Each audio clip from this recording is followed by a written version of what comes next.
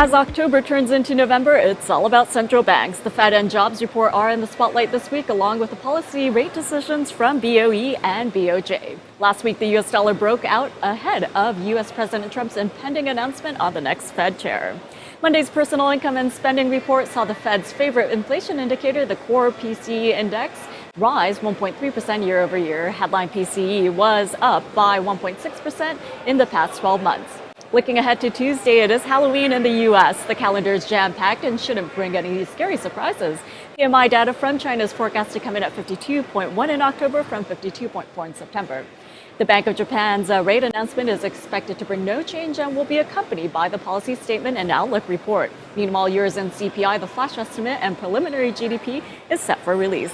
Eurozone CPI is expected at 1.5% for October on a year-over-year basis, and GDP for Q3 expected at 2.3%.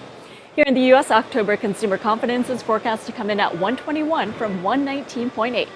And Wednesday marks November 1st. The U.S. House of Representatives passed a Senate budget that should open the path further for the likelihood of sweeping U.S. tax reforms. Now, the House Republicans are set to unveil their bill on Wednesday, according to sources. Also, manufacturing data from the U.S., UK, and China are on tap. The two-day Fed meeting concludes along with the FOMC statement. October ISM manufacturing is forecast at 59.4 from 60.8 in September. And ahead of the U.S. jobs report, ADP is forecast to come in at 200,000 from the 135,000 reading in the prior month. And on Thursday, all eyes are on the UK. The Bank of England's official bank rate as well as MPC official bank rate votes will be in the spotlight. Now, the central bank is set to hike rates for the first time in over a decade. And as the week wraps up, services PMI from China and the UK will be released, but it's all about U.S. jobs. Current expectations are high for a bounce back in October. Non-farm payrolls for September show the first contraction in 7 years due to Hurricane Harvey and Irma.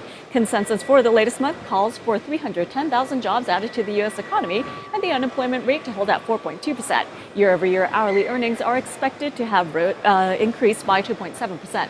And on Monday in the FX market, euro dollar is higher by 0.17% at 1.1628. In commodities, WTI for November delivery is up 0.2% at $54, while spot gold is flat at $1271.90. And from the New York Stock Exchange, I'm Remy Blair reporting for ICM Capital.